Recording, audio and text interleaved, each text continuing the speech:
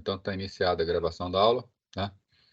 E vamos lá, vamos dar início aí. Então, semana passada a gente viu como fazer uma programação em redes com troca de mensagens por UDP, né? Uma mensagem não confiável, né? Uma troca de mensagem não confiável, né? Ainda nas próximas semanas nós vamos ver exatamente o porquê disso, tá? Mas por enquanto a gente tem que isso.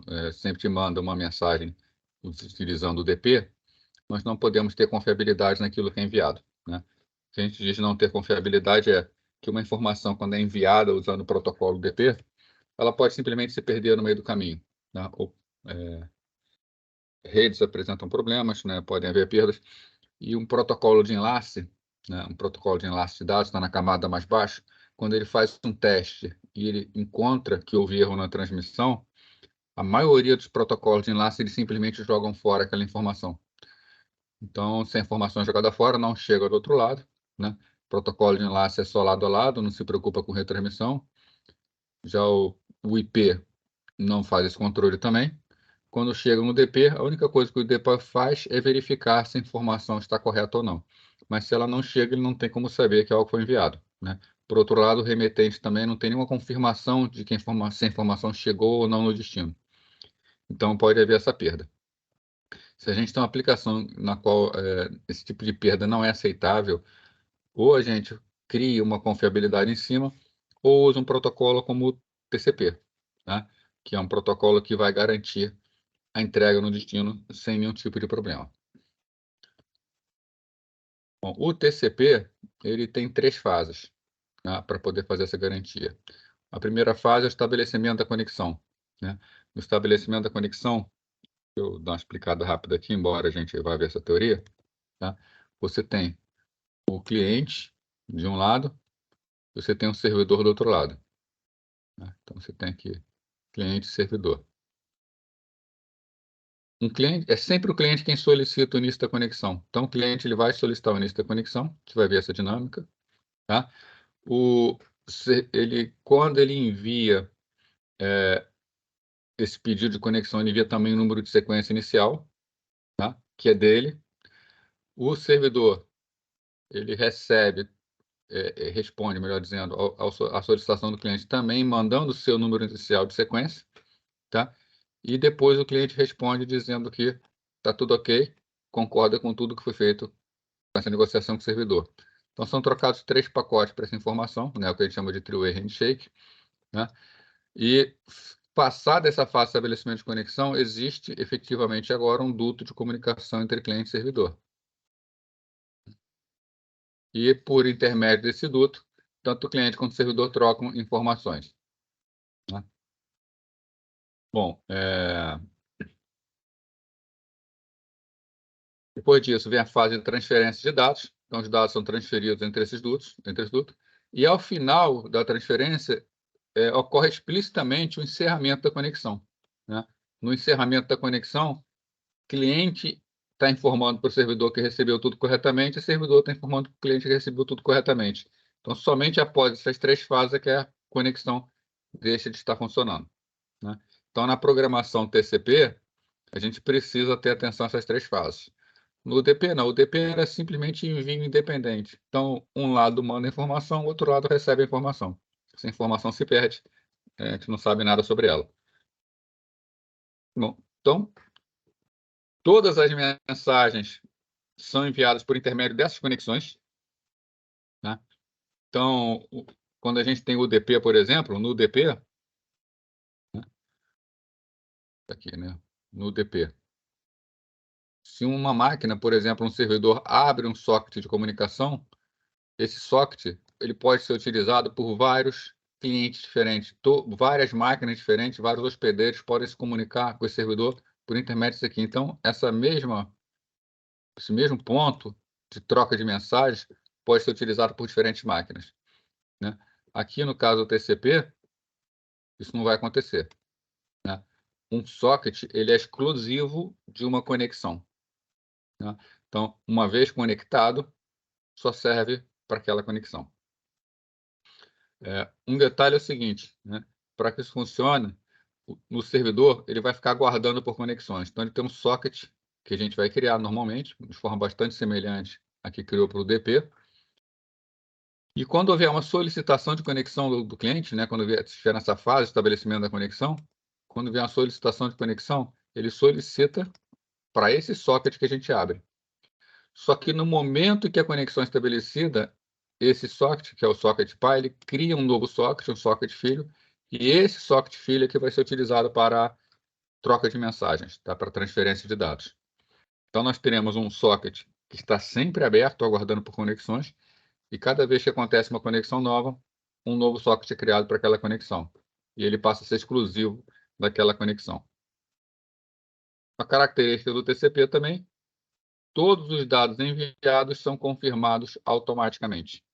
Tá? A gente, como programador, não se preocupa em saber se o dado chegou ou não. O TCP ele verifica isso para a gente e, caso não tenha chegado, ele faz a retransmissão. Né? Um outro problema que acontece no UDP, ou que pode acontecer numa transferência de dados via UDP, é que os dados podem chegar fora de ordem. Né? O TCP ele também reordena os dados, todos os dados são sempre entregues na ordem. Então, com o TCP, tudo sempre funciona direitinho. Então, está aqui, né? O TCP, né? Vai funcionar dessa maneira. Tá? A gente repara, em comparação com o DP que a gente viu semana passada, existem muito mais funções a serem chamadas. Né? No UDP, a gente simplesmente tinha um socket, um bind, e já podia trocar informações. Aqui a gente tem que fazer algo mais. Né? Então, basicamente, aqui no servidor,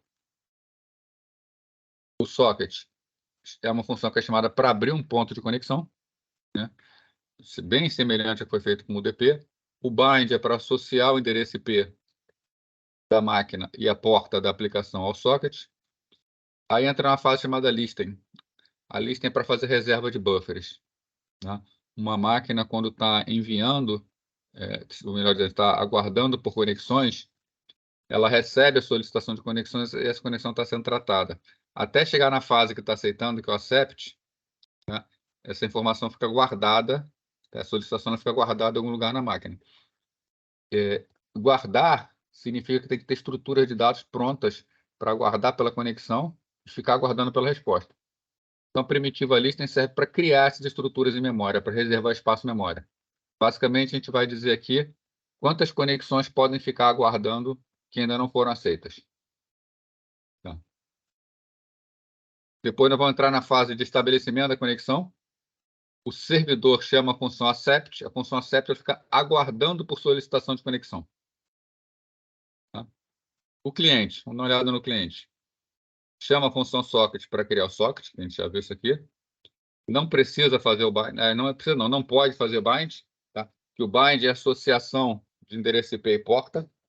Isso só vai acontecer no momento que for estabelecida a conexão. Então, a função connect absorve essa função do bind para fazer associação com o endereço IP e porta. Tá? E o connect faz o quê? O connect ele entra em contato com a accept do servidor para fazer aquele estabelecimento da conexão, a troca das 3 mensagens. Uma vez estabelecida a conexão, né, vai acontecer isso aqui, ó. A função socket criou um socket. O cliente, a função socket também criou um socket. O connect vai entrar em contato com a accept, é esse socket do cliente entrando em contato com esse socket do servidor. Quando o servidor aceitar a conexão, o accept vai criar um outro socket. E aí, toda a transferência de dados entre cliente e servidor vai acontecer com o socket criado no cliente, mas com o novo socket do servidor que foi criado com o accept. Esse socket vem do accept, esse socket vem da função socket. Bom, então estabelecida a conexão, a gente entra na fase de troca de dados. Né? No UDP, nós usamos a função send-to para enviar. E no cliente, no servidor, no UDP, no servidor, a gente usava a função receive-from. Aqui, em vez de send-to, a gente usa send, em vez de receive-from, a gente usa receive. Os parâmetros são bem parecidos. A diferença é que aqui eu não passo o endereço, porque o endereço já está estabelecido na conexão. Então, apenas envio os dados, do outro lado apenas recebe os dados. A função accept, o servidor fica bloqueado até que a conexão seja estabelecida. Né? E, uma vez estabelecida, segue. o cliente envia. Numa situação normal, o servidor está aguardando por conexões, chama a função receive, fica bloqueado até que cheguem dados. Quando o cliente envia o dado, o servidor recebe e vai processar a solicitação. O cliente continua e vai aguardar por algo, chama receive, fica bloqueado até que dados sejam recebidos. Então, o servidor, depois de processar a solicitação, faz o envio, o cliente recebe, o próprio servidor chama close. Close para fechar o socket. Fechar que socket? Fechar o socket que foi aberto com a CEPT. O socket que foi aberto com o socket, ele continua aberto para guardar por novas conexões. Mas o socket que foi aberto com a CEPT, ele é exclusivo dessa conexão. Quando essa conexão encerra, quando for para encerrar, a gente chama a função close. O close providencia o encerramento da conexão. Então, isso aqui, o servidor vai ficar no loop infinito, aceitando, processando, aceitando, processando. E o cliente faz o trabalho dele de conexão, envia mensagem, recebe a mensagem e terminou o trabalho dele. Nós já vimos a semana passada a função socket, já vimos semana passada a função bind. Tá? Vamos ver agora só as funções que são novas para a gente aqui. Listen, accept, receive e send. Já vimos também semana passada as estruturas de dados que são utilizadas para endereço. Então, a função biblioteca listing, essa aqui, ó. Já fizemos socket, já fizemos bind, é a função que vai reservar os buffers. Então, ela prepara o socket para que ele possa receber conexões. Ela cria a área de memória onde as conexões serão trabalhadas. Né? Sockfd é o descritor do socket, é qual socket vai aceitar a conexão. E backlog é um número inteiro que diz quantos pedidos de conexão podem ser enfileirados. 1, 2, 3, 4, 10, 50, 100. Esse número vai depender muito da aplicação. Vocês têm que estudar no momento do desenvolvimento da aplicação, ter uma estimativa de quantos pedidos de conexão vão estar enfileirados. Né? Às vezes, com o aumento da produção, pode ter necessidade de aumentar os valores. Isso é muito dependente da aplicação. Tá? Isso não dá para chutar um valor. A gente aqui vai usar o valor 5. Né? Para a grande maioria dos sistemas que são leves, que o servidor não está sobrecarregado, isso é um número bom. Né? Mas, conforme já falei, depende muito do comportamento da aplicação. Chamada função list, a gente chama a função accept. O accept é o lado servidor aceitando conexões. Então, o accept, ele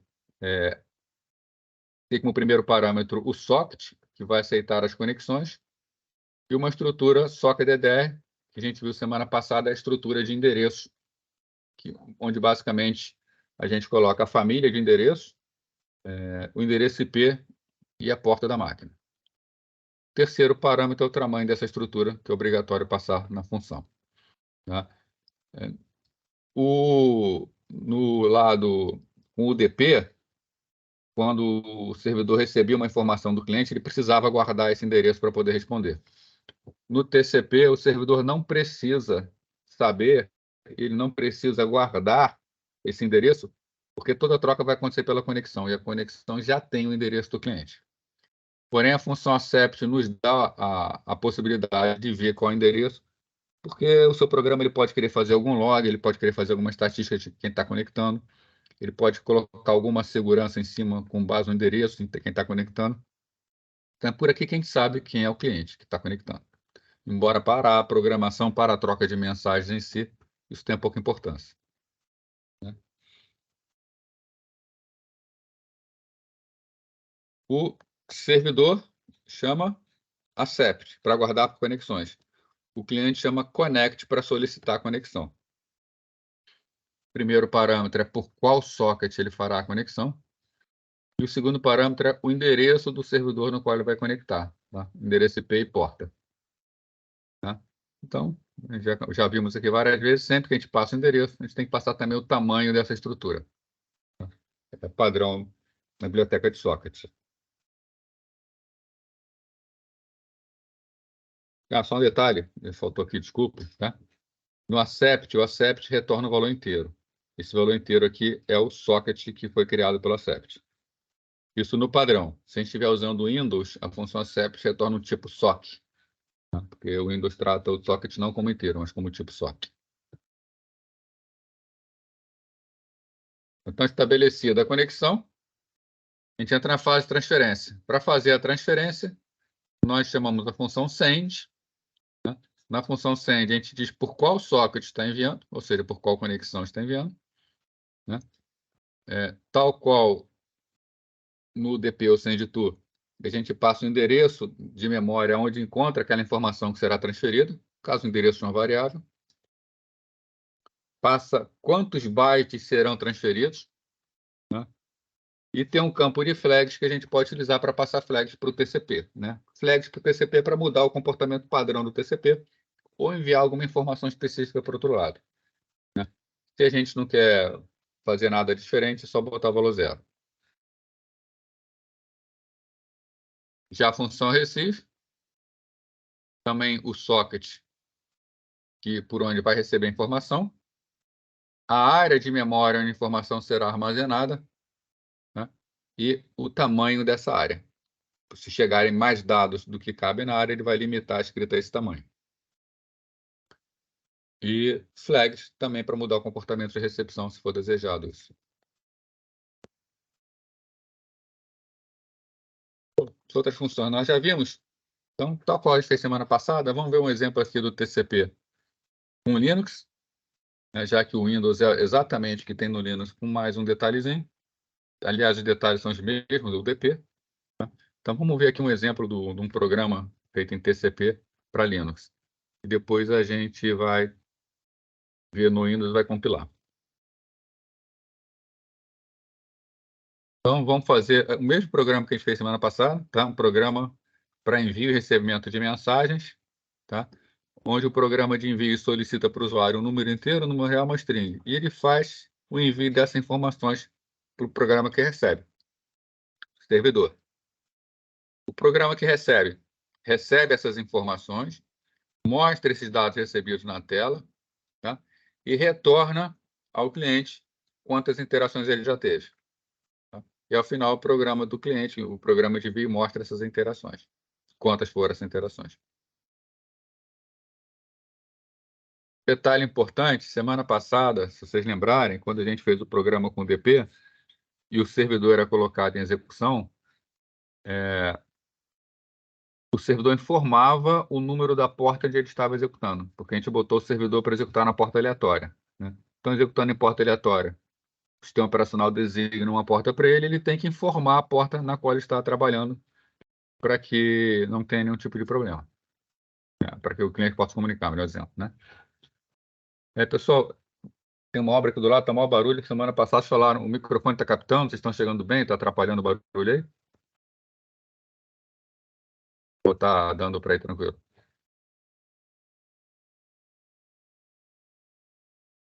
Então vamos continuar assim mesmo, né?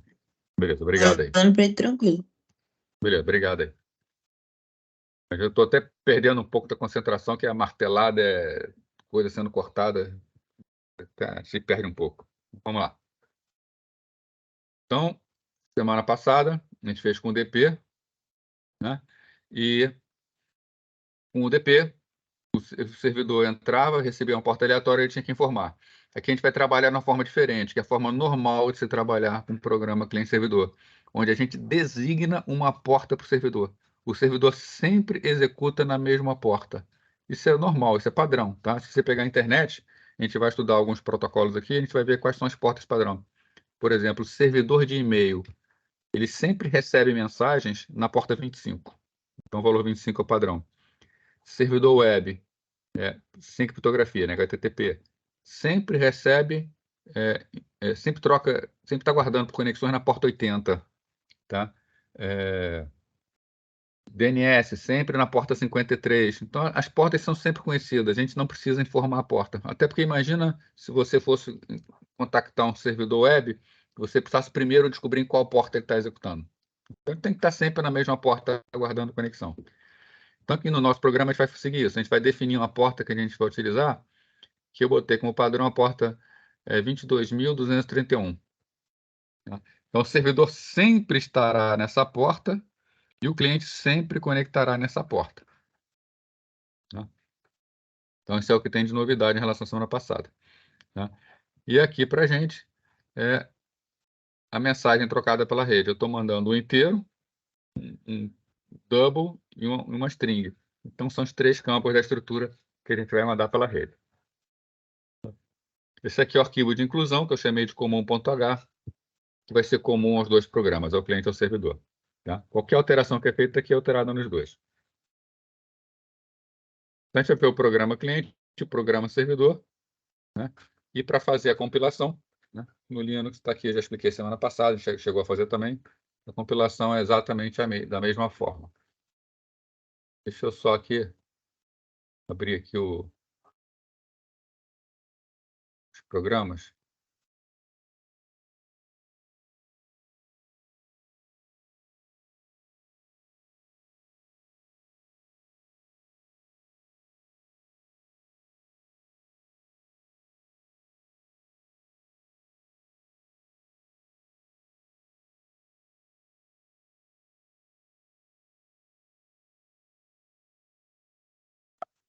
Então, aqui.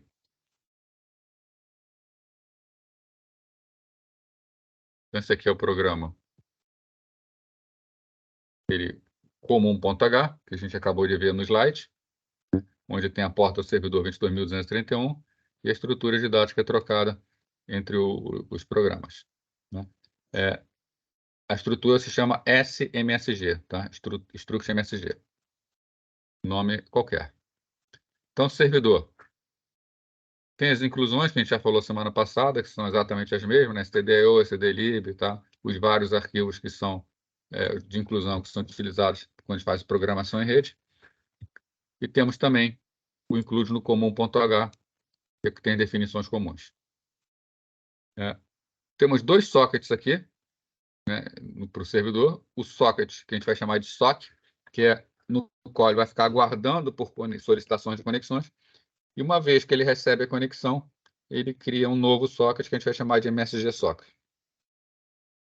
E temos também aqui o dado que vai ser trocado entre os 2 lados. Aquela estrutura SMSG que a gente acabou de ver, tá? Vai ser trocada pela variável MSG. Então, o cliente envia MSG, o servidor recebe. Então, no lado servidor, primeiro a gente chama a função socket para criar o socket. Aqui, né? If sock igual a socket. Né? Então, está criando o socket aqui. Estou criando o socket. Primeiro parâmetro, família de protocolos. Como a gente está fazendo programação para funcionar na internet, a família será AF_INET.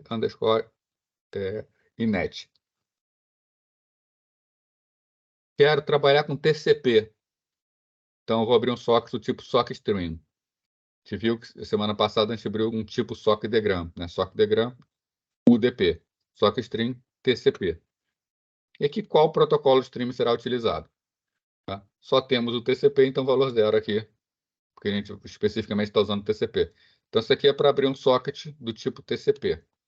Tá? Isso é colocado na variável sock.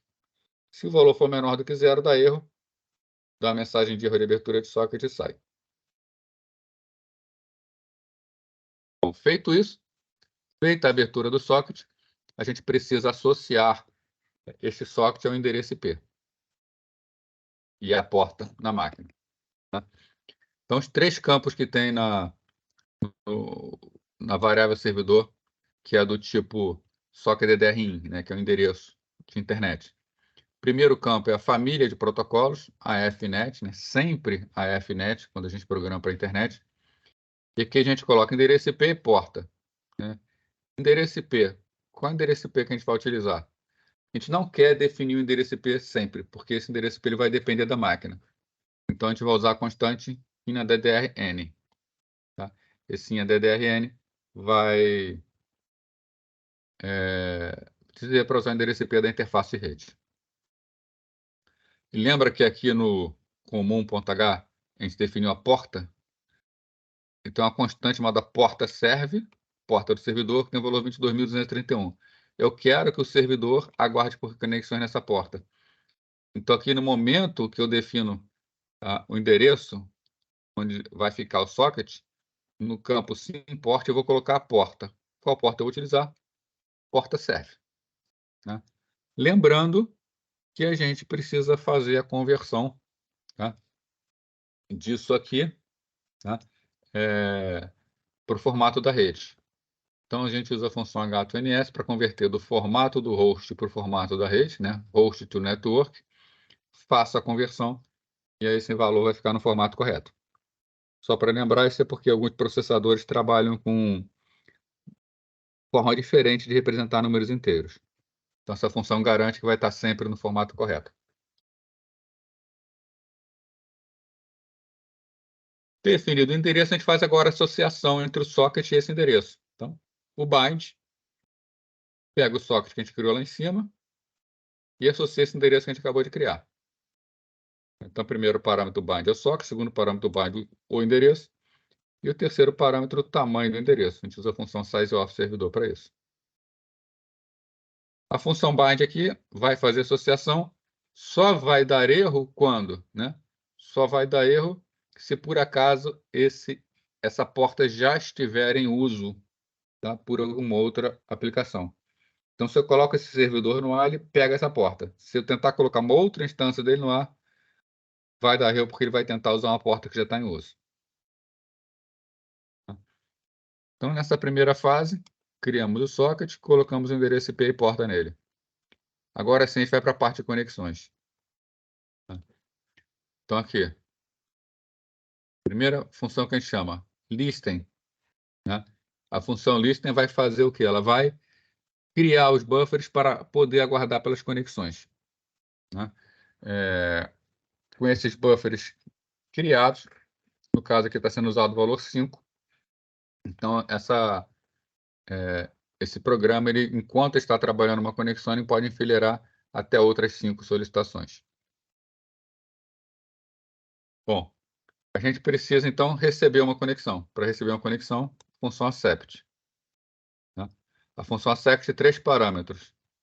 O socket, por onde vai guardar a conexão, né? Uma variável que guarda o endereço do cliente, né? Então, aqui eu sei quem está entrando em contato comigo. E o terceiro parâmetro é o tamanho dessa variável aqui. Tá? Isso aqui é um parâmetro qual a gente passa um valor para a função accept e depois a função accept altera esse valor dizendo quantos bytes do campo ela utilizou. Então, aqui eu não posso colocar um número, eu tenho que colocar uma variável e passar o endereço dela. Então, essa variável, eu pego ela aqui em cima, tá? Essa variável clearLane, que tem o tamanho do cliente. Tá? Então, clearLane, sizeOf só que DDR, tá? É o tamanho dessa variável. E posso fazer aguardar pela conexão. Né? Aqui, né? Se houver erro na conexão, vai dar a mensagem de erro, né? Se não, o que ele faz? Vai receber a mensagem, né? Se a mensagem chegar com sucesso, a gente já viu semana passada como a gente faz isso aqui, né? Aqui dentro de ClearDDR vai estar o endereço do cliente e o programa mostra o endereço IP, mostra aqui o endereço IP do cliente, né? Mostra o número inteiro que chegou, que está em MSG.A, mostra o número real que chegou, que está em MSG.B, e mostra a string que chegou, que está em MSG.C. Aqui já fez o papel dele de receber a mensagem, né, e mostrar na tela. Agora, outra coisa que a gente viu lá que o servidor deve fazer é contar quantas interações ele teve. Né? Então, para isso, ele tem um contador chamado contagem, que conta quantas vezes ele interagiu. Ele incrementa aqui e armazena esse resultado no campo A. Manda de volta a mensagem para o cliente. Vou diminuir o tamanho aqui para a gente poder pegar mais campo. Né? Mandou de volta a mensagem para o cliente, ele encerra a conexão. Tá? Então, lembra que cria aqui em cima o socket, o accept cria o socket na variável msgsocket. Quando ele acaba de tratar aquela conexão, ele fecha msgsocket. Não pode esquecer de fechar. Tá? Se esquecer de fechar a conexão, pode ficar, cada vez que recebe uma nova solicitação, ele vai guardando conexões abertas e pode degradar muito o sistema. Aqui é só para fechar o programa, ele dá um close no socket que abriu e retorne zero. Embora isso que, na verdade, nunca vai acontecer, porque tem aqui o while. Tá? E esse while não vai... um while 1 é um loop infinito, vai ficar sempre no ciclo aqui. Tá ok o servidor? O lado cliente, espelho do servidor, né? Temos uma variável de socket. Essa variável de socket aqui vai ser o socket, vai ser usado tanto para solicitar conexão, quanto no qual vai manter a conexão. Vimos semana passada que a gente passava parâmetros por linha de comando, então a gente capturava e via a quantidade de argumentos, tinha que ser 3, o nome do programa, o endereço IP e a porta. Nessa versão aqui a gente não precisa passar a porta, nós já temos a porta definida. Então só é o nome do programa e o endereço IP. Né? Então se o número de argumentos for diferente de 2, ele vai dar a mensagem de erro falando syntax, cliente, nome do servidor.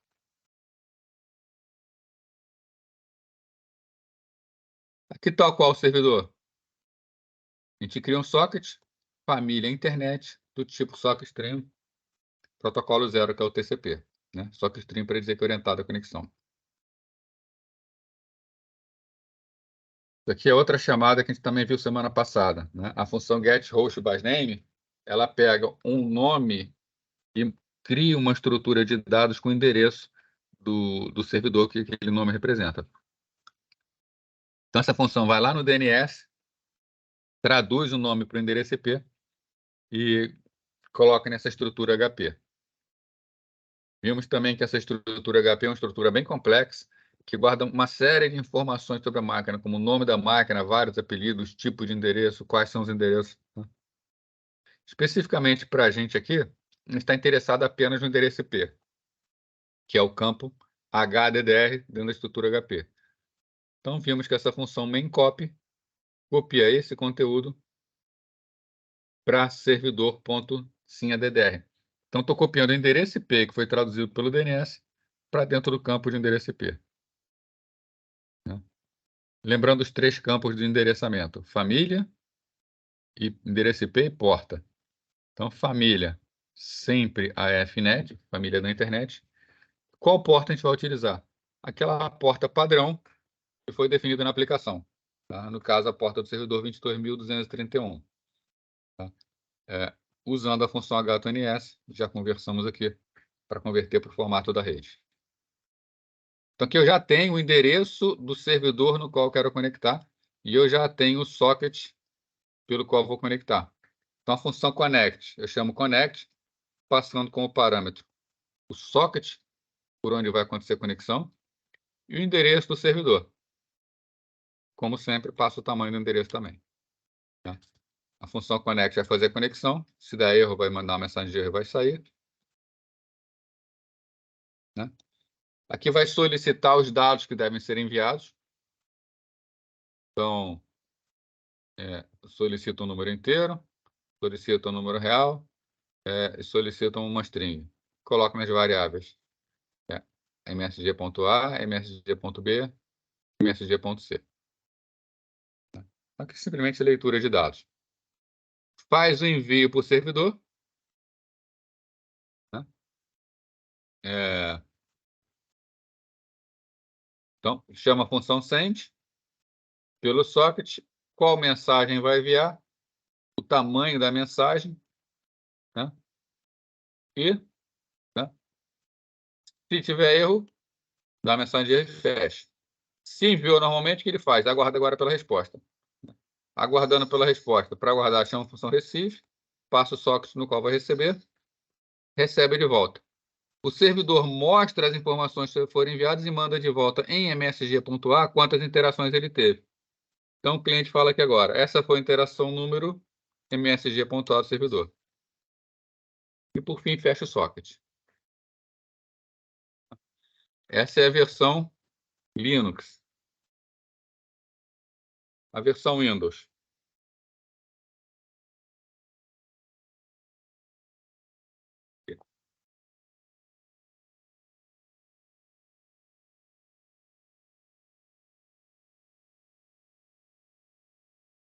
Está na execução, a gente vai ver aqui, é só botar o servidor em execução.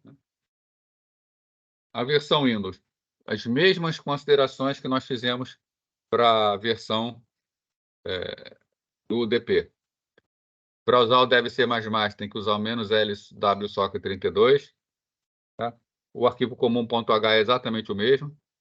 Né? As inclusões em cliente.c e servidor.c são essas inclusões aqui. Tá? stdio em SOC2. Precisa dessa linha pragma comment aqui, para avisar que vai usar a biblioteca de socket.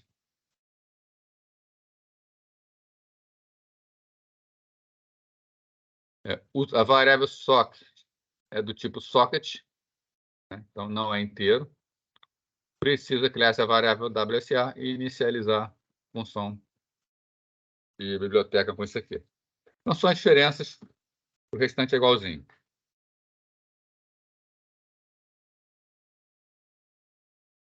Vamos ver então aqui a compilação. Né? Pegar a versão Windows aqui.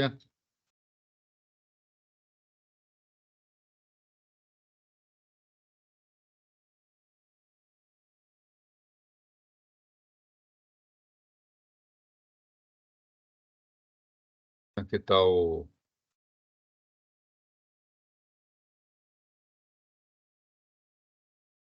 Aqui está o cliente.c. Né? Então, é a versão Windows, né? As variáveis tipo socket. Só compilar ela aqui.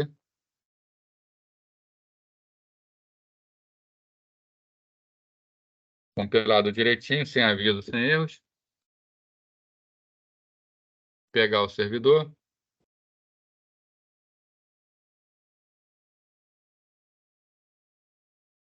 Está aqui o servidor. Compilar também. Compilado sem aviso, sem erro. E colocando a execução. Copiar o endereço aqui. Colocando aqui o servidor.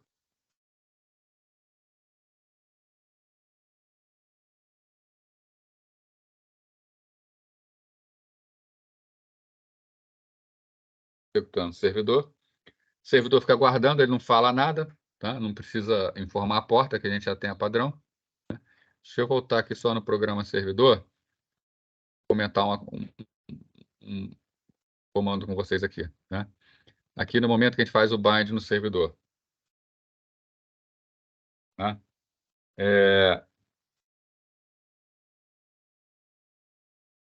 No caso do Windows, tá? A gente usa aqui, ó, falha no bind e %d, tá? Esse printf, chamando a função WSA get last error, ele mostra o último erro que aconteceu. Né? Então, a gente sempre, por exemplo, aqui, criando socket, erro na criação do socket, 2 pontos, WSA get last error. Tá? Então, sempre diz para dizer qual foi o erro que aconteceu por último, caso tenha dado um problema. A gente vai forçar aqui um erro do bind para poder entender isso. Né? No caso do Linux, né, a gente usa a função perror. Tá? A função perror tem a mesma tem funcionalidade parecida. Quando eu boto perror aqui do bind, né, ele vai me mostrar qual foi exatamente o erro que deu quando eu fui fazendo bind. Ele mostra a mensagem bind no socket e diz especificamente qual foi o erro. Né? Então, vamos lá. Vou abrir mais um programa aqui. Está aqui o lado do cliente.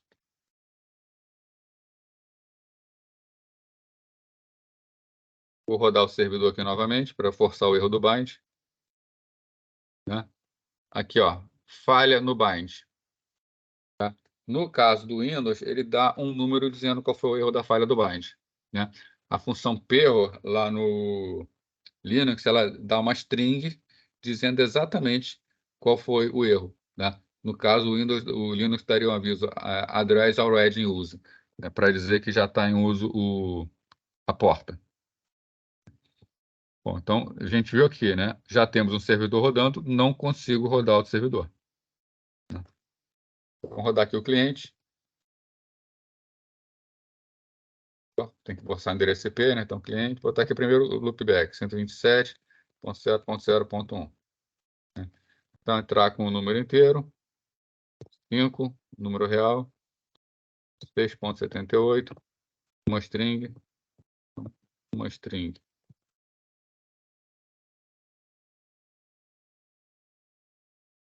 Chegou no servidor, mensagem de 127.0.0.1, o número inteiro, o número real e a string. Se eu quiser mandar para o endereço mesmo da máquina, a máquina está com o endereço, tá, esse endereço aqui, o 92.180.114. Então, cliente 192.168.0.114. Número inteiro, 123, número real, 456.789. Outras. Funciona lá direitinho, né? E avisa aqui ainda, essa foi a interação número 2 do servidor, né? Na anterior, falou, essa foi a interação número 1 do servidor. Né? Então, isso aqui é a programação via TCP, né? Onde aqui nós temos a garantia de que nunca teremos problemas, que o TCP ele garante a chegada do outro lado, mesmo que hajam erros na rede. Ele vai fazer todas as correções necessárias para que tudo funcione sempre direitinho.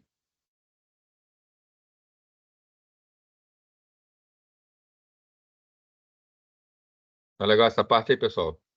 Tranquilo aí?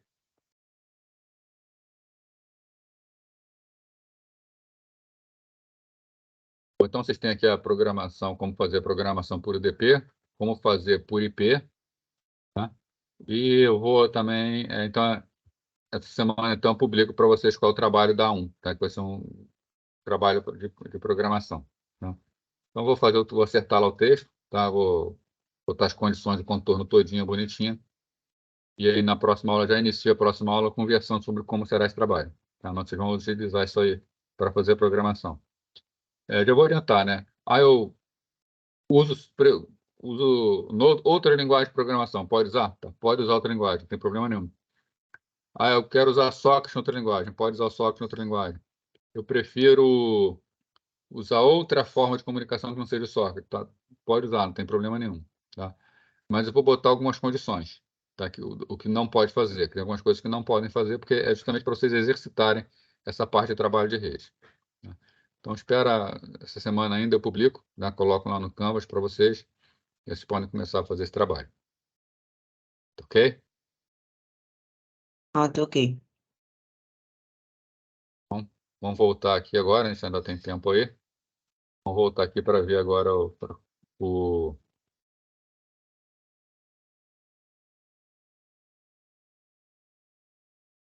Ah, professor, e esse trabalho vai ser em dupla, em grupo ou vai ser individual?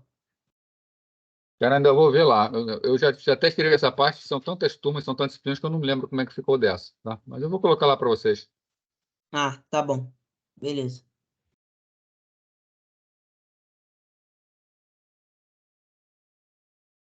Vou pegar aqui para a gente poder voltar ao nosso assunto.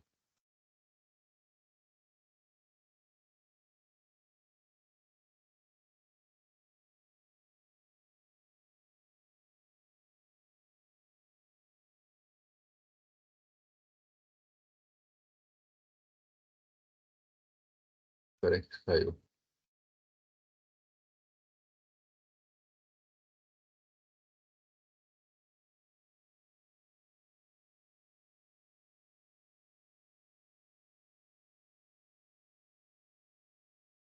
Então, semana passada a gente tinha...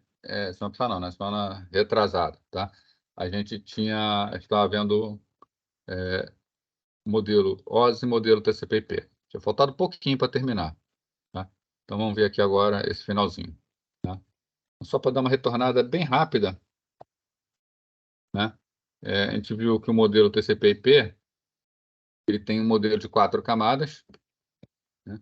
uma camada mais alta, que é onde executa a aplicação, uma camada de transporte, responsável pela transferência confiável dos dados, uma camada interrede, que é responsável por fazer a comunicação de uma máquina para que a informação chegue até um determinado destino, e a camada de host rede, que é a camada que tem que abrigar as outras todas, que é o sistema operacional da máquina com a capacidade de comunicação em rede. Tá? O que a gente vai fazer agora é esmiuçar cada uma dessas camadas. Tá? Mas antes disso, vamos fazendo uma comparação do modelo OSI com a arquitetura TCP/IP.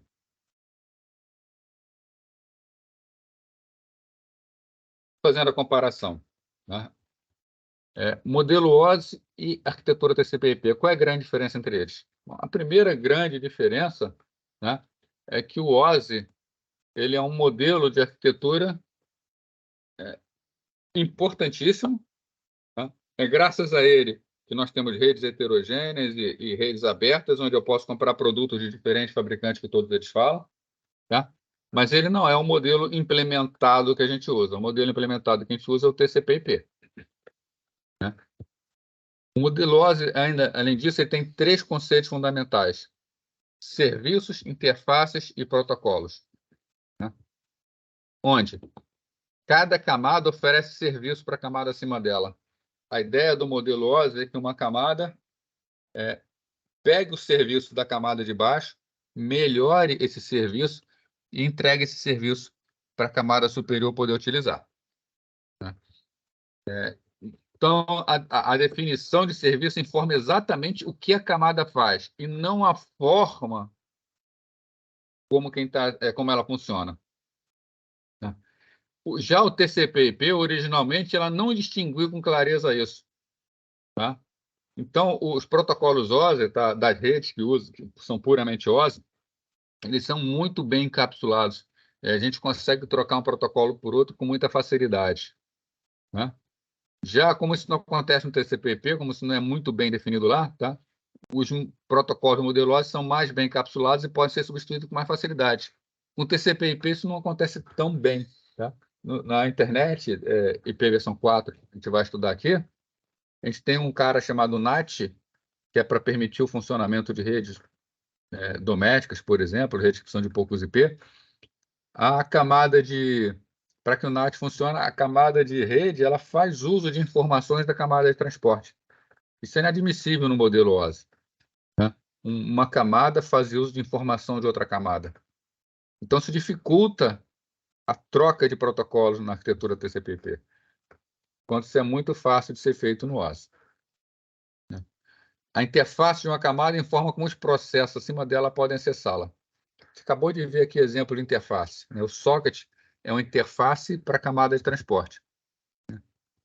Se a gente lembrar, na internet, a camada de aplicação fica logo acima da camada de transporte.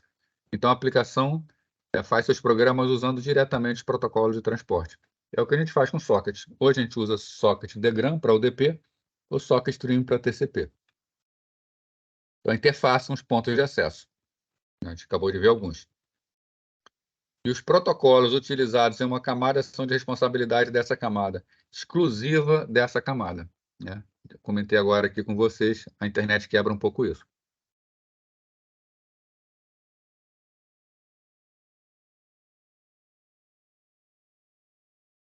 Outra coisa, o modelo OSI ele foi concebido antes dos protocolos terem sido inventados. Né? Então, primeiro definiu-se o que os protocolos iam fazer, tá? Para depois criar esses protocolos. Isso, a princípio, é assim, uma boa ideia, né? Parece uma boa ideia, mas qual o problemazinho que teve aqui? Tá? O inconveniente é que os projetistas não tinham experiência com o assunto, né? Então não tinham muita noção sobre a funcionalidade de cada camada. Já com TCP/IP aconteceu o contrário, né? A arquitetura ela foi bolada com base em protocolos já existentes, né? Então, os protocolos não tiveram nenhum problema para se adaptar ao modelo, já que o modelo é que, na verdade, se adaptou aos protocolos. Tá? O único problema é que não se adapta a outras pilhas.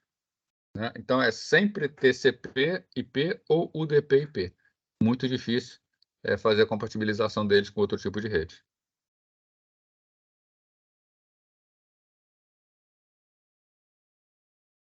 Tá? Uma outra diferença, tá? Uma das maiores diferenças do modelo está na quantidade de camadas, né? A gente viu que o modelo OSI tem 7 camadas, o TCP/IP tem 4 camadas, né? Na verdade, tem 4 camadas, mas uma das camadas do TCP/IP, que é a camada mais baixa, equivale a 2 camadas do OSI. Na verdade, as duas estão lá dentro. Então, o que falta mesmo no TCP/IP são as camadas de apresentação e a camada de sessão. E essas camadas, elas realmente fazem falta, tá? Elas são importantes, tanto que as funcionalidades delas são implementadas na camada de aplicação, tá? Quando um determinado processo, uma determinada aplicação precisa das funções de apresentação e sessão, elas têm que implementar. Outra diferença, tá? Na área de comunicação é sem conexão e da comunicação orientada à conexão. A gente vai estudar isso aqui mais a fundo no nosso curso, tá? Mas basicamente é o seguinte, eu já dei uma adiantada para vocês, a gente viu aqui, o TCP ele é orientado à conexão, ele garante uma entrega sem erros, tá? O UDP, ele é sem conexão, ele não garante a entrega das mensagens. Essa decisão, tá? Sobre se eu vou usar orientada à conexão ou se eu vou usar sem conexão, é tomada na camada de transporte. A camada de rede do TCP/IP ela é sempre sem conexão, né? Já no modelo OSI, está na camada de rede a decisão sobre uma comunicação orientada à conexão ou uma comunicação sem conexão, tá? Então, o instante que a gente toma uma decisão é diferente. Então, a camada de rede no modelo OSI pode ser com conexão e sem conexão, né? Já a camada de transporte é sempre orientada à conexão. No TCP/IP, a camada de rede pode ser sem conexão ou com conexão. Desculpa, no TCP/IP é sempre sem conexão e a camada de transporte a gente pode escolher. Com isso, então, a gente fecha essa parte aí de protocolos. Tá? Podemos ir adiante? Alguém tem dúvida?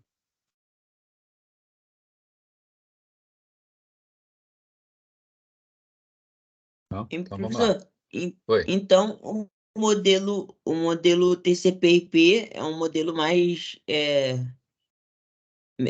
consolidado, assim, né? E o modelo OSI, apesar de ter mais camadas, não é tão consolidado, assim, tão certo de, Na prática, a gente não tem de redes OSI. comunicação. Na Aham. prática, a gente não tem redes OSI, né? Mas ela é importante porque ela, por exemplo, estabeleceu as camadas, né? Inclusive da forma como a arquitetura TCP/IP foi montada. Tá. Tá? Uhum. Por exemplo, as placas de rede, hoje em dia, todas seguem padrão OSI. Tá? Não padrão OSI, né? Porque o OSI ele não diz como vai ser, como fazer, ele apenas dá orientações de como estruturar de forma que todos se falem. Então, antes do modelo OSI, as placas de Uhum. rede, rede diferentes, com placas diferentes, se comunicavam. Hoje não, a gente consegue tudo se comunicar bonitinho. Então, o OSI tem a importância dele, mas o que é implementado é o Uhum. TCP/IP, né? Tanto que é o que a gente usa na nossa programação. Ah, sim. Entendi. Então, vamos começar a ver aqui camada de aplicação. Tá? Camada de aplicação, o trabalho de vocês vai ser fazer a aplicação de vocês, né? E aqui vamos estudar algumas aplicações da internet, como é o funcionamento delas, como elas foram estruturadas, né? Para a gente entender o funcionamento da camada de aplicação. Bom, então, a camada de aplicação é aquela que interage diretamente com os usuários, né? Ela dá acesso à pilha de protocolo. É nela que estão rodando os aplicativos que os usuários desejam. Então, né, é nela que, na verdade, que está o usuário. Tá? Então, é nela que são executadas as aplicações que interessam aos usuários. Alguns protocolos de aplicação estão definidos em RF6. Tá? RF6 são documentos oficiais da internet.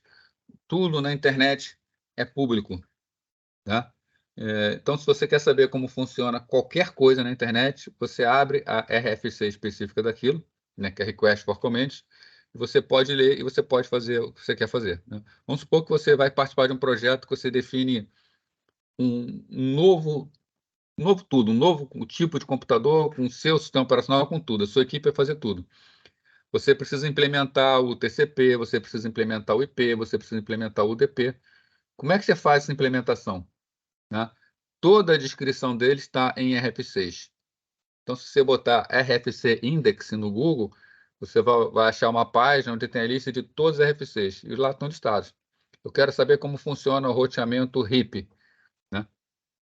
Você pega a RFC do RIP, ele explica tudinho lá. Tem todas as informações suficientes para você implementar o seu protocolo. Tá? No caso das aplicações, como as aplicações nem todas são públicas, você, por exemplo, Teams é uma aplicação, ela pertence à Microsoft, né? Ela tem o protocolo dela. Você faz o seu protocolo, aquele protocolo é seu, não é obrigado a ser uma RFC.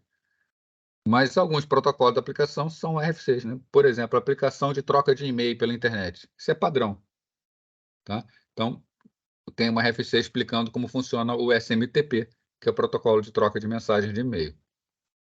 Né? Aqueles, então, que são públicos, existem RFCs. Aqueles que são proprietários, tá? Não estão disponíveis todas as suas especificações para você poder fazer a sua implementação daquele produto.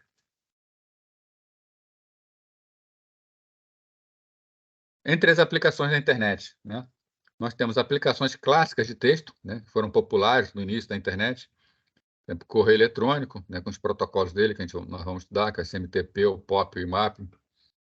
Acesso remoto, tá? Por Telnet, transferência de arquivos, FTP, a gente vai ver como funciona o FTP, grupo de discussão, NNTP.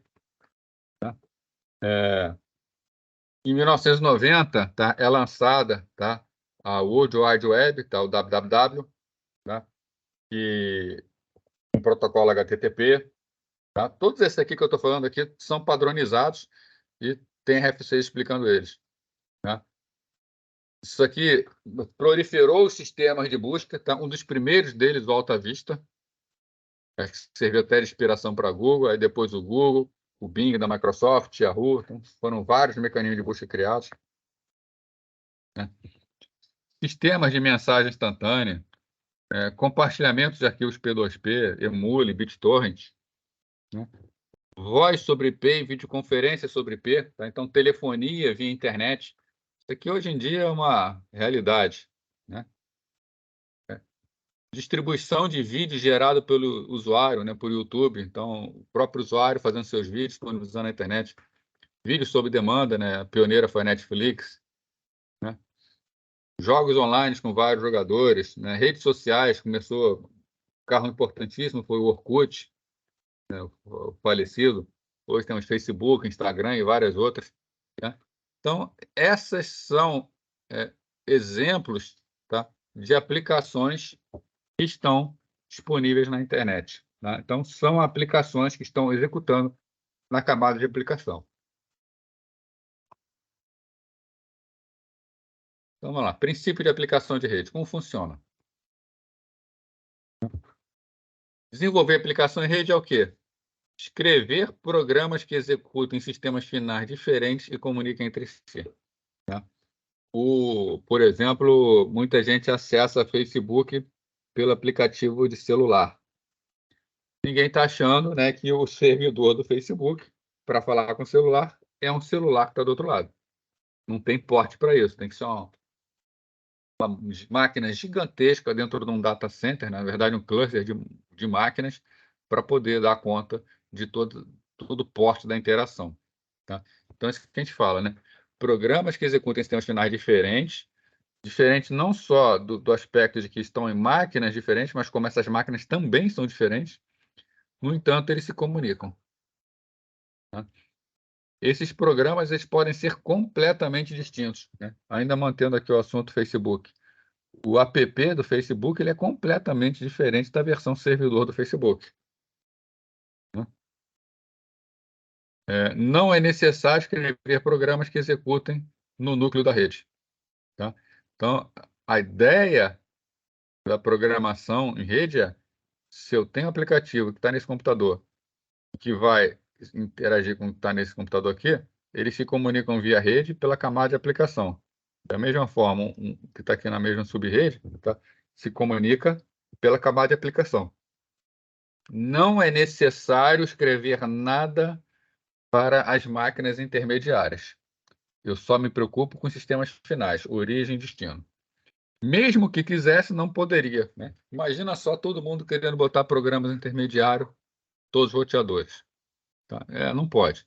Então, a camada de aplicação ela é fim a fim. Ela está preocupada apenas com origem e destino. Então, a comunicação de uma aplicação de rede ocorre sempre entre sistemas finais da camada de aplicação.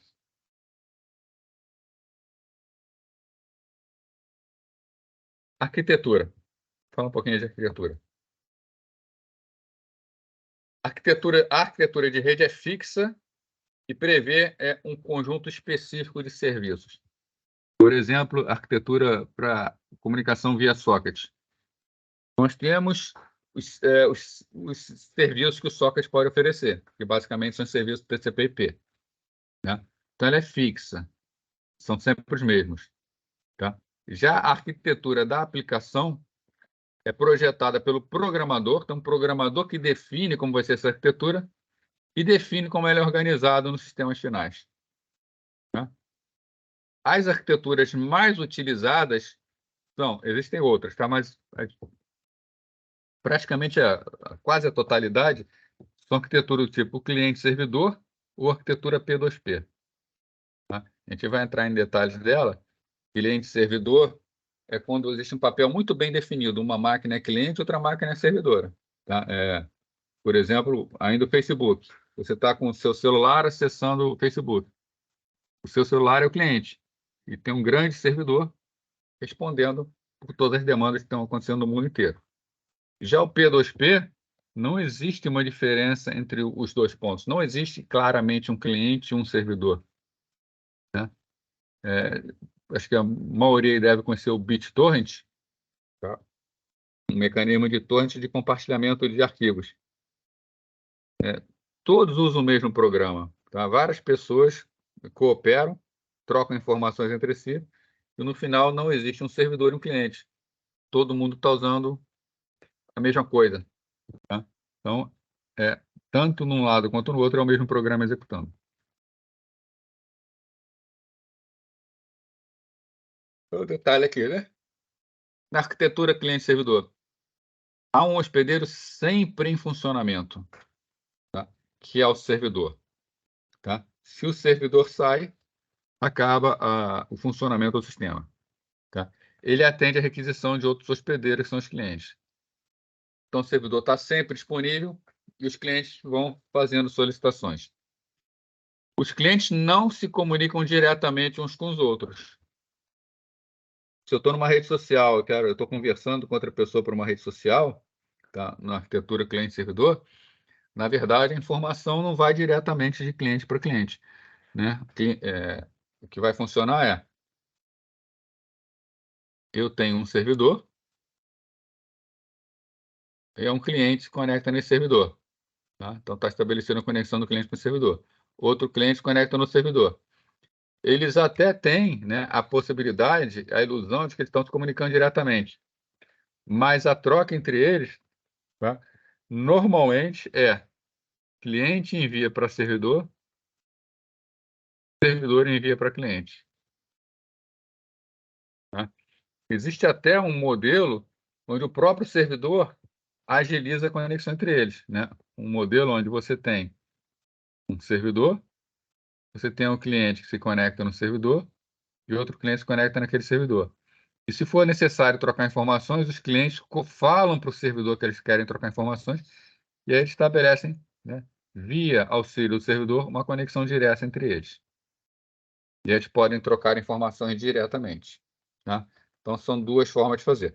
Mas, ainda assim, tá, a gente considera que não houve uma comunicação direta, porque só foi possível o estabelecimento graças ao servidor. Tá? Até pode ter uma troca de bytes direta, mas quem está coordenando tudo isso é sempre o servidor. Tá? Em muitas aplicações, tá? Cliente-servidor, um único servidor ele pode não ser capaz de atender a todas as requisições dos seus clientes. Tá? Então, normalmente, a gente usa um data center para isso. Tá? A gente também vai discutir mais para frente a questão do data center. O data center ele acomoda uma grande quantidade de máquinas que pode ser usada para criar um servidor virtual mais poderoso. Basicamente, sistemas em cluster. A gente pega várias máquinas e faz elas se comportar como se fosse uma só. Tá? Por isso, o poder de processamento é bem maior. Né? Voltou a comentar aqui em cima, só voltando rapidinho aqui, ó. Outra característica é que o servidor possui um endereço fixo bem conhecido. Tá? Então, por que a gente faz isso aqui? O servidor, todo mundo sabe onde ele está. Ele tem um endereço conhecido. Os clientes eles são móveis. Tá? Mesmo que sejam computadores fixos, existe uma certa mobilidade, porque o endereço IP dessa máquina não é fixo, ela pode mudar cada vez que conecta com a internet. Tá? Então, duas máquinas não teriam como se encontrar diretamente, elas têm que se encontrar por intermédio do servidor. Tá? Esse data center, então, onde tem servidor mais poderoso, pode ter centenas de milhares de servidores. Tá? O livro do Stevens, tá? Do Stevens, ele fala que o Google, em alguns data centers dele, tem servidores com mais de 1 milhão de máquinas unidas num cluster para poder dar um tempo de resposta. Tá? Então, um data center pode ser muito grande, né? Então eles precisam ser alimentados, são um grande consumo de energia, não só para as máquinas, mas para manter controle de temperatura, controle de umidade, né? E precisam de interconexão redundante com alta largura de banda. Né? Então tem que ter um local onde tem uma grande demanda de energia, desculpa, uma grande oferta de energia, tá? E nesse mesmo local, acesso facilitado à internet com grande largura de banda. Então, essa centralização, tá? Leva a essa necessidade aqui, que é uma dificuldade da arquitetura. Já numa arquitetura P2P, tá? A aplicação utiliza comunicação direta entre duplas hospedeiras, denominada pares. Então, BitTorrent, por exemplo, para compartilhamento de arquivos.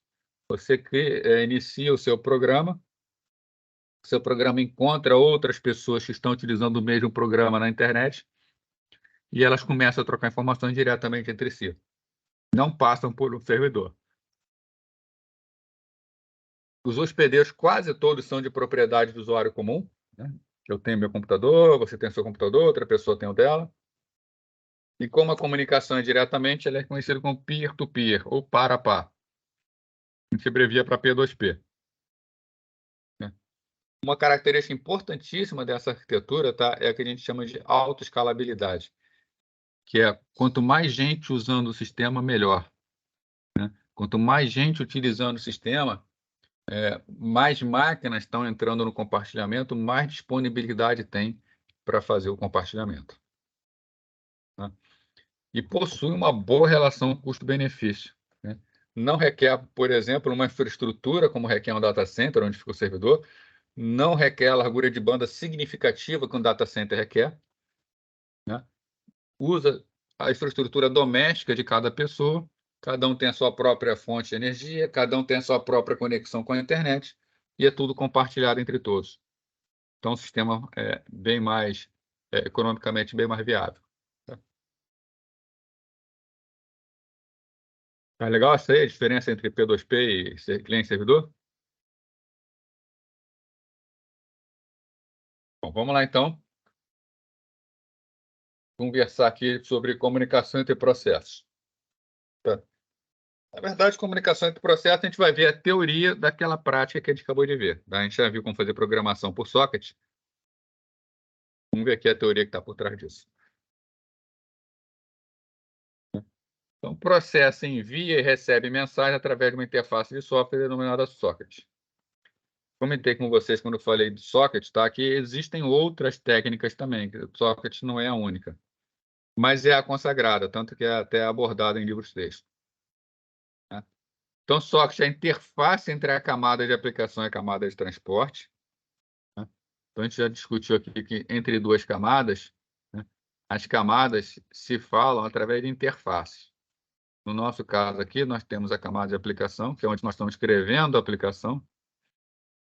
No modelo OSI, teremos as camadas de sessão e apresentação. Na arquitetura TCP/IP, a camada de aplicação é diretamente sobre a camada de transporte. O socket é a interface delas. Então, o socket, na verdade, está aqui na parte de cima da camada de transporte. Oferece serviços para que a camada de aplicação possa utilizar a rede.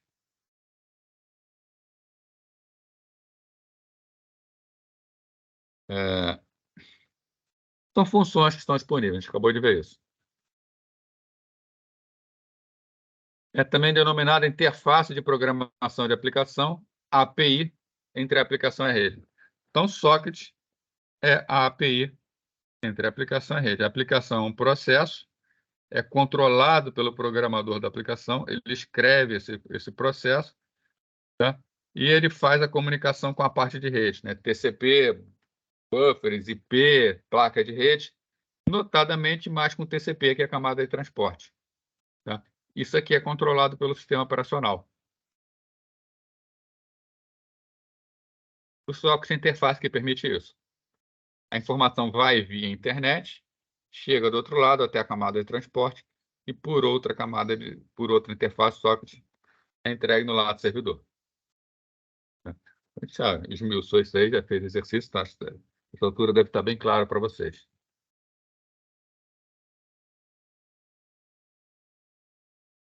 Outra coisa aqui que a gente também já viu lá na programação, né? Para identificar o processo receptor, duas informações devem ser especificadas: o endereço do hospedeiro e o identificador que identifica o processo no hospedeiro. Né? Vamos ver o seguinte: você tem uma máquina, você tem um computador, é o hospedeiro. Tá? Esse computador tem vários programas em execução, né? Tem vários processos. Então, tem um processo aqui em cima, eu tenho um processo aqui em cima, tem vários processos. Todos eles se comunicando via rede. Quando chega uma informação, quando a informação é tratada pela rede, então está aqui a rede, e temos várias máquinas ligadas aí na rede. Quando uma máquina coloca uma informação na rede para chegar noutra, ela tem que dizer para qual máquina essa informação está indo. Então, por exemplo, essa máquina aqui enviou essa informação para essa máquina aqui. Ela chega no endereço da máquina, tá? É o endereço do hospedeiro. Tá? No caso, é o endereço IP. Identifica a máquina. Tá? Agora, quando chegou na máquina, chega a informação lá na camada de transporte, no TCP ou no DP, para quem o protocolo entrega. Eu tenho aqui no exemplo 3 aplicações. Eu preciso identificar essas aplicações. Cada aplicação dessa tem uma porta diferente. Né? Então, eu posso ter, por exemplo, essa aplicação aqui é a porta 80. Isso aqui é um servidor web. Isso aqui é a porta 25, é um servidor SMTP. Isso aqui é a porta 53, é um servidor DNS. Né? E aqui dentro, eu tenho que dizer 80, 25 ou 53, para dizer para quem eu vou entregar. É o identificador que especifica o processo receptor no hospedeiro destino, ou seja, é a porta. Isso aqui tem que estar bem fixado já, né? A gente já fez a programação. Tá tranquilo aí, gente? Alguma dúvida ainda? E não pode ter dúvida sobre a importância deles, né? IP identifica a máquina. Uma vez que tenha chegado na máquina, porta identifica quem é a aplicação na máquina. Então, na internet, o hospedeiro é identificado por seu endereço IP. Tá? A gente vai estudar endereço IP quando estudarmos a camada de rede. Tá? O endereço IP atualmente, tá? Possui 32 bits ou 4 bytes, aquele que a gente usa mais. Tá? Sendo que hoje a gente já tem também endereço IP versão 6 com endereço bem maior. Tá? Ele cabe muito mais informação. Né? Então, esse endereço IP, né, que é o endereço do hospedeiro, identifica um hospedeiro de forma exclusiva. Tá? Duas máquinas diretamente conectadas à internet nunca têm o mesmo endereço IP. Tá? Eu vou repetir isso aí prestando atenção assim, ó. Duas máquinas, aí, grifa, diretamente conectada à internet, nunca tem o mesmo endereço IP. Tá? O que acontece, vocês já devem ter visto que em vários lugares utilizam, por exemplo, a rede 192.168.0. Aliás, o endereço 192.168.0.1, o endereço 192.168.1.1, eles são endereços muito utilizados. Tá? Aí você fala assim, mas como é que pode isso se cada máquina só pode ter um endereço na internet? Estou falando de máquinas na internet conectada. Tá? A internet conectada é aquela que as máquinas trocam informações diretamente. O que está acontecendo nesses casos, que o pessoal usa o endereço 92.168, usa o endereço 10, usa o endereço 172.16, tá? São situações no qual você tem a internet tem várias máquinas ligadas a ela, né? E algumas máquinas, e é muito caso da internet doméstica, tá? Você tem um roteador aqui que faz o que a gente chama de NAT, e aqui dentro tem uma rede interna. Esse roteador está isolando essa rede interna do restante da internet. Tá? Então, esse endereço que é usado na rede interna, normalmente o endereço 192.168.0 ou 192.168.1, ele não é um endereço da internet conectada. Tá? A internet conectada ela está além do seu roteador. Então, aqui dentro, você pode usar o endereço que você quiser. Mas aqui na internet conectada, duas máquinas não podem ter o mesmo endereço. Né? Então, o endereço tem que ser usado de forma exclusiva. Tá? Além de saber o endereço destino, também precisa identificar o processo receptor, né? Eu já comentei com vocês que é a porta. Então, o número de porta atende a essa finalidade.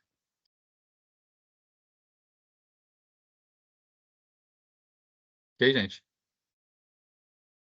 Para a gente poder continuar na aplicação, então, vamos ver rapidamente dois tipos de serviços que são providos. Só vamos ver a existência deles, que na verdade a gente já sabe, é o TCP e o UDP, para depois a gente poder falar das aplicações que vão utilizar esses serviços.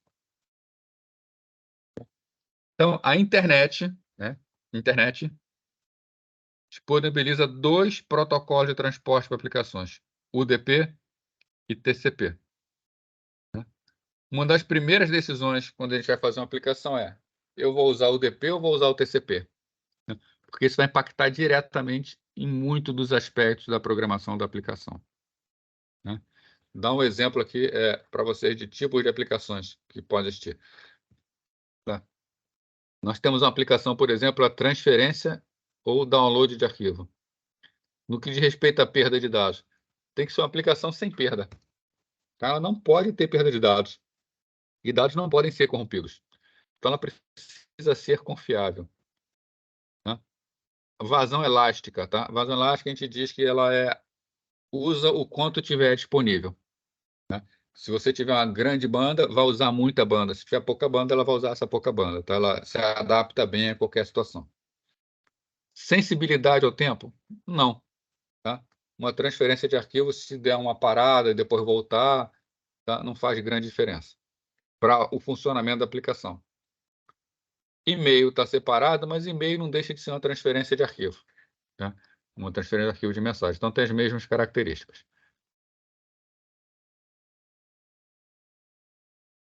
Documentos da web, tá? Documentos que são trocados pela internet.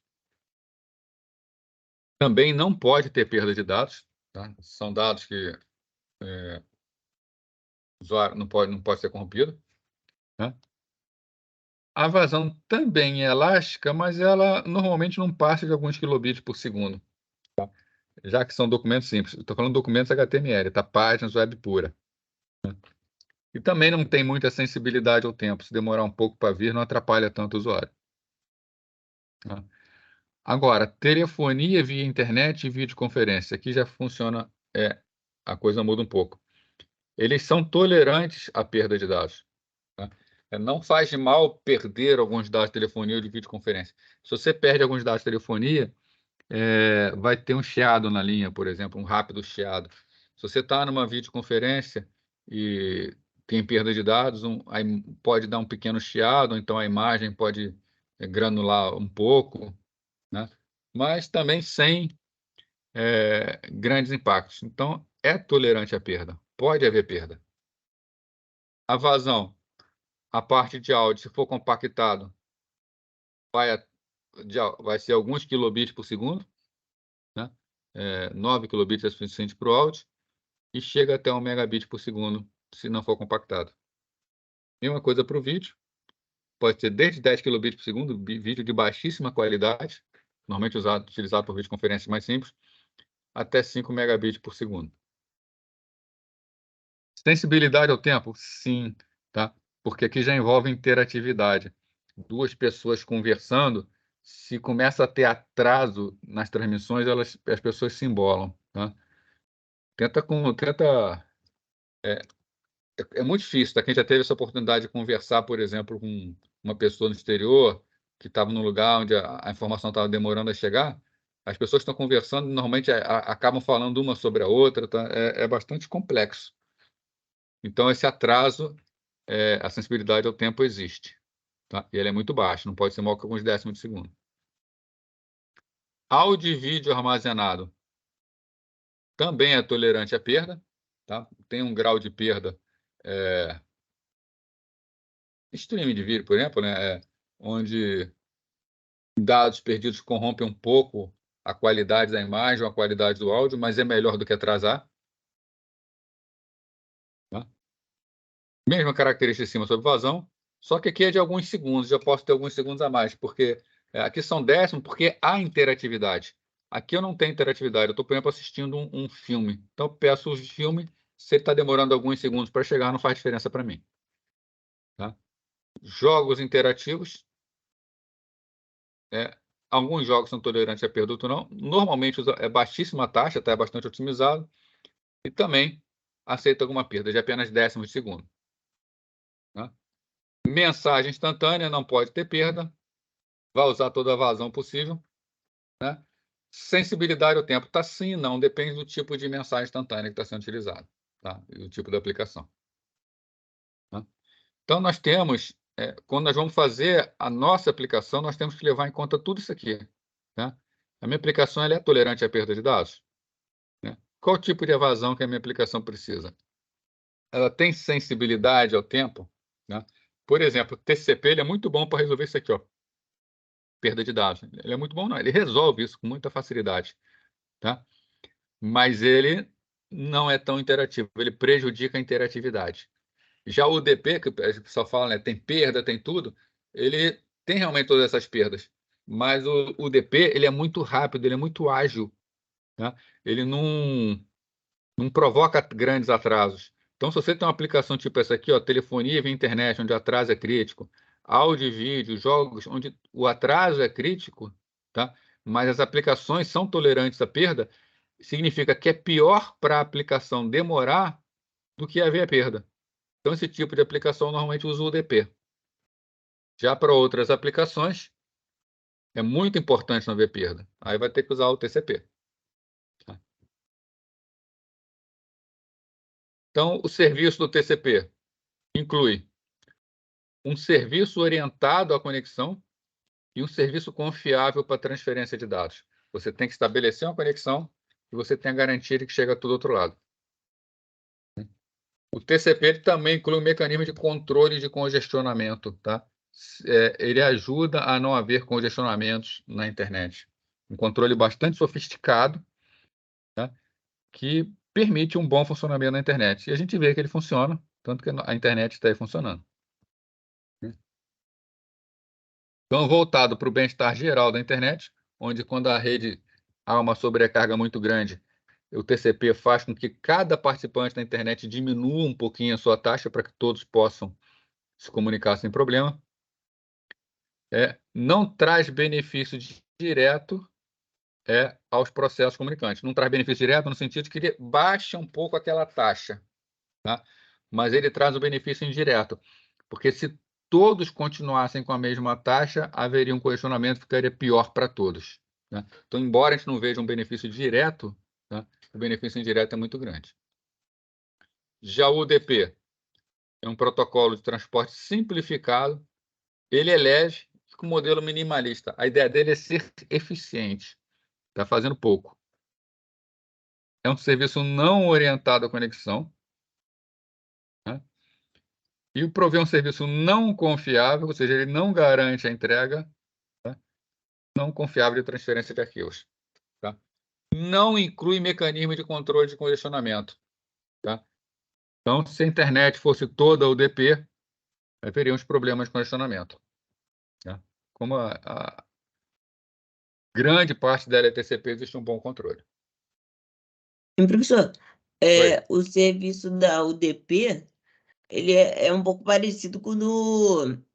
Quer dizer, ele usa no modelo OSI, o serviço do UDP? O UDP Não. ele está na camada de transporte do modelo OSI. Ah, tá. A Entendi. diferença é o seguinte, o modelo OSI ele só fala o seguinte, que a camada de transporte, né, ele só fala isso, não, fala várias coisas, né? Mas o importante do modelo OSI, o mais importante é a camada de transporte deve garantir a confiabilidade do dado transmitido. Tá? A Uhum. confiabilidade você pode encarar de duas maneiras.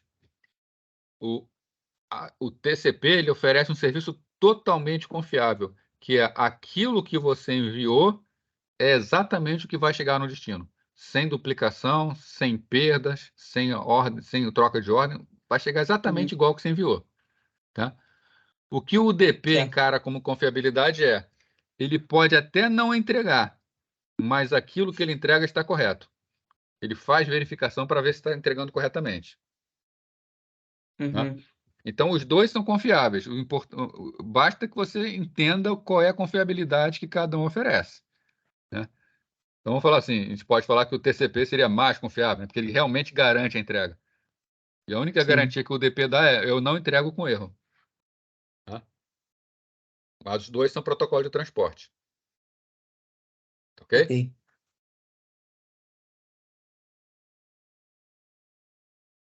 Então, algumas aplicações populares na internet, seus protocolos, né? Correio eletrônico, usa o protocolo SMTP. Tá? Vamos estudar ele aqui. Ele é definido na RFC 5321. Pegou esse documento, você consegue fazer um SMTP. Ele usa o TCP. Telnet, acesso a terminal remoto, né? O importante aqui é a confiabilidade. O importante aqui é a confiabilidade. Então, ele usa o TCP. Protocolo da web, o HTTP. O importante é a confiabilidade, usa o TCP. Tá? Transferência de arquivo, multimídia em fluxo contínuo, tudo isso usa o TCP. Né?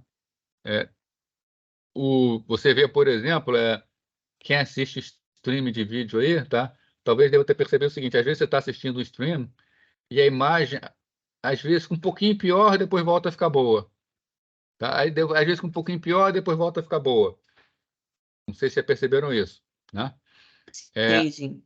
então, isso acontece porque esses streams, eles usam o UDP, tá? Então, o UDP está tendo perdas ali, a imagem está ficando pior. O YouTube, a imagem sempre é boa, mas ela trava de vez em quando. Porque quando há perdas, o TCP para retransmitir. Né? YouTube, por exemplo, usa o TCP. Então, esse é um exemplo claro da diferença entre eles. A qualidade de imagem do YouTube ela não se perde. Ela é sempre aquela. Tá? A não ser, é claro, as transmissões ao vivo lá, que eles têm uma outra maneira. Tá? E já no streaming, não. O streaming, importante para o streaming, né? O que é pior quando você está vendo um filme? É ficar travando toda hora ou a imagem dá uma piorada? Acho que o pior é travar toda hora. Então, normalmente, o streaming opta por UDP. Né? Telefonia por internet. Aí você tem tanto opções do UDP quanto TCP. Normalmente é empregado o UDP também por essa questão de não ficar travando. Tá legal? Sim. E no caso, no YouTube, tem como também você escolher a qualidade da imagem, né? E- Aí por isso que também pode ficar mais pesado, né? é porque quanto maior a qualidade da imagem, maior a largura de banda que você precisa para transmitir aquela imagem, né? Sim. Então, por exemplo, tá ficando ruim, você pode. O YouTube, eu não sou grande conhecedor do YouTube, não, mas eu acho até que o YouTube ele também baixa automaticamente a. Se começar a ver muito travamento, ele baixa automaticamente a resolução para diminuir, para parar esses travamentos. Né? Sim. Mas não sou grande eu falo assim, ouvinte do YouTube, não, para poder afirmar isso. Tá? Tem outros que fazem isso automaticamente. Tá? Tem outros streamers que fazem isso. Sim. Mas tem mesmo essa opção de deixar automático, e aí o YouTube vai regulando É, a vai regulando, qualidade, né, para não de travar. acordo, de acordo com a vazão, né? Isso. Pois nosso próximo assunto é web, tá? Onde a gente vai falar da aplicação da web, né? Então, a gente vai encerrar aqui, né? Falta ainda 8 minutos, mas é, não vale a pena iniciar esse assunto e parar no meio, né? A gente tá bem aí, tá com um programa bom, previsto era até aqui hoje mesmo. Então, quer saber se está tudo tranquilo aí? Dúvidas ainda com relação ao que a gente viu aqui?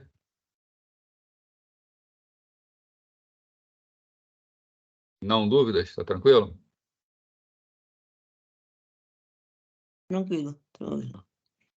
Então, vou encerrar aqui a gravação, tá?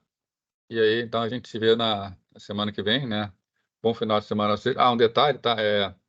Vou até encerrar aqui a gravação, porque não interessa deixar isso gravado.